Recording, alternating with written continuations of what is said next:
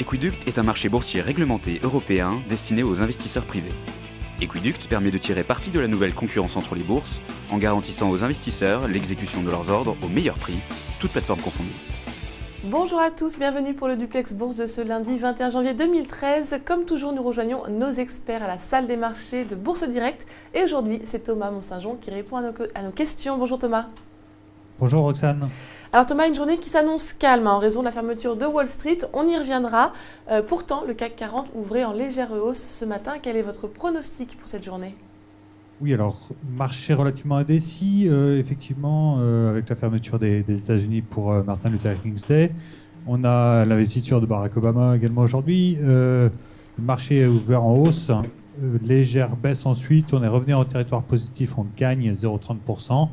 Vendredi aux US, le Dow Jones et le S&P ont clôturé au plus haut depuis 5 ans, donc excellente nouvelle, portée notamment par les républicains qui ont annoncé en fin de séance, ça a un petit peu détendu en fait l'atmosphère, puisqu'ils sont d'accord sur un délai pour le relèvement du plafond de la dette américaine, donc de l'ordre de 3 mois, ce qui leur laisse le temps en fait de négocier les coupes budgétaires.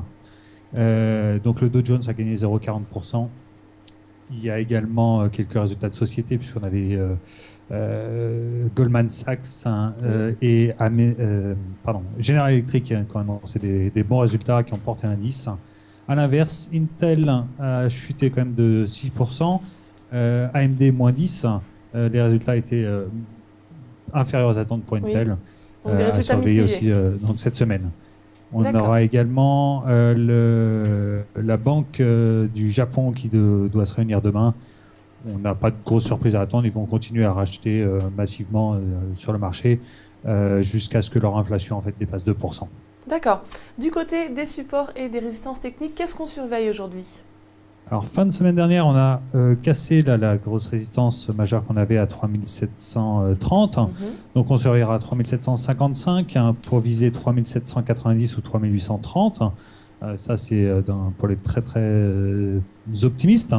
Les supports, on surveillera l'ancienne résistance qui est à 3730, mais surtout 3680 qui est devenu un gros support maintenant. D'accord.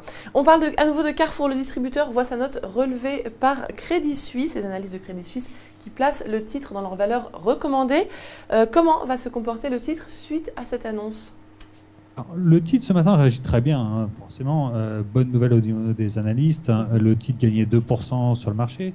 Effectivement, Crédit Suisse l'intègre dans sa liste de valeurs européennes recommandées. On a eu aussi Commerzbank qui l'a relevé à conserver au lieu d'alléger. Ça fait suite aux résultats de la semaine dernière, donc tous les analystes en fait revoient un petit peu leurs prévisions. On s'aperçoit que les gains de marché dans les hypermarchés, que les ventes alimentaires qui progressent pour la première fois depuis 2 ans, c'est la traduction dans les chiffres de la nouvelle politique de la direction de Carrefour.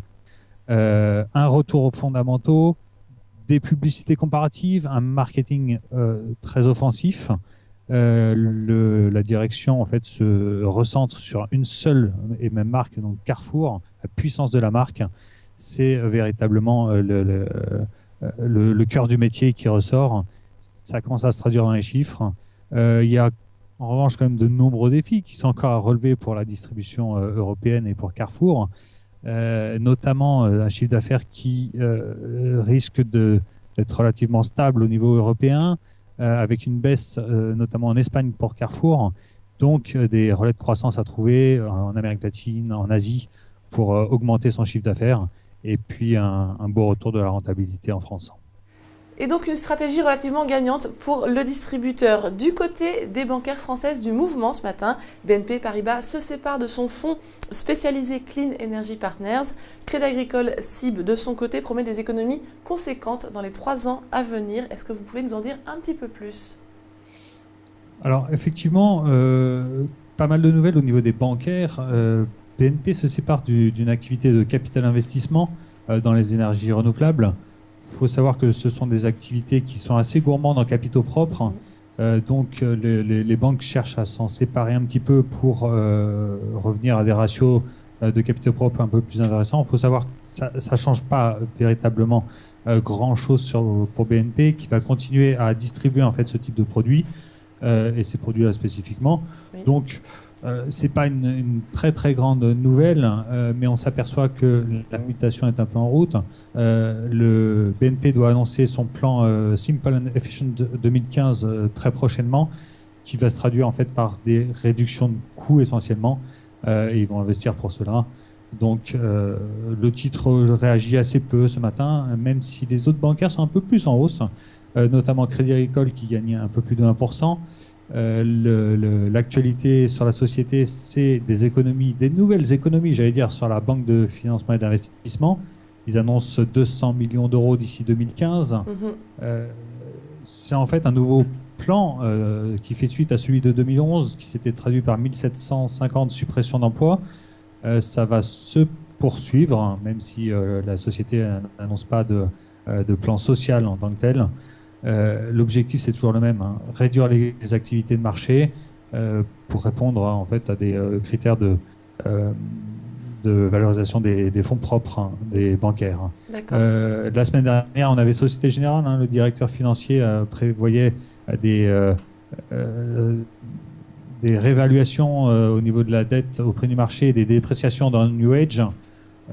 En fait, le secteur bancaire français s'essouffle un petit peu. On réduit beaucoup les activités de marché. La banque de détail ralentit parce que les taux sont très très bas. Et puis une relative augmentation du coût du risque pour les petites sociétés du fait de la crise économique européenne.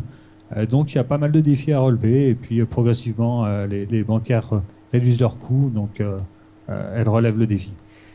Et enfin, du côté de New York, on en parlait tout à l'heure, la bourse new-yorkaise est fermée en raison du Martin Luther King Day. C'est aujourd'hui également le jour d'investiture de Barack Obama. Vous nous l'avez dit tout à l'heure. Que peut-on attendre du coup cette semaine du côté de Wall Street ? Alors oui, jour de fermeture aujourd'hui à Wall Street. Cette semaine, il y aura assez peu de statistiques macroéconomiques. Oui. On aura les ventes de logements neufs et anciens à attendre simplement. Au niveau ensuite des craintes macroéconomiques, la tension se rebaisse un petit peu depuis que les Républicains acceptent le délai pour la négociation du relèvement du plafond de la dette, puisqu'ils ont dit qu'ils allaient de toute façon le voter. Donc on sera très attentif en fait aux résultats de société qui seront très très très nombreux cette semaine, un peu dans tous les secteurs. Alors d'une part les cycliques et les biens de consommation avec Dupont de Nemours, Johnson & Johnson, McDonald's, Kimberly, Procter & Gamble, une activité donc très très très chargée. Les valeurs technologiques, on suivra Google, Texas Instruments, IBM, Microsoft et bien sûr le très attendu Apple qui devra publier mercredi. Bien sûr, donc beaucoup de choses à surveiller en termes de résultats. Merci beaucoup Thomas pour ces précisions. On vous retrouve très bientôt pour un nouveau Duplex Bourse. Merci Roxane, au revoir. C'est l'heure de Dr Win et Mr Lose. À gauche, c'est Mr Lose. À droite, Dr Win. Leur point commun, investir en bourse. Leur différence, Mr Lose réalise toujours ses transactions sur le marché historique. Dr Win, il sait qu'être un winner, ça se joue dès l'exécution de ses ordres. Il utilise donc Equiduct. Aujourd'hui, nos deux investisseurs ont décidé d'acheter le même titre. Et c'est la lose pour Mr Lose. Pas de chance, il y avait un meilleur prix ailleurs.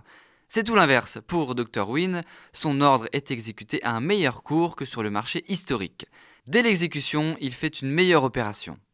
Vous l'aurez compris, optimiser ses gains en bourse, ça commence dès l'exécution. Equiduct, la bourse des particuliers pour une meilleure exécution.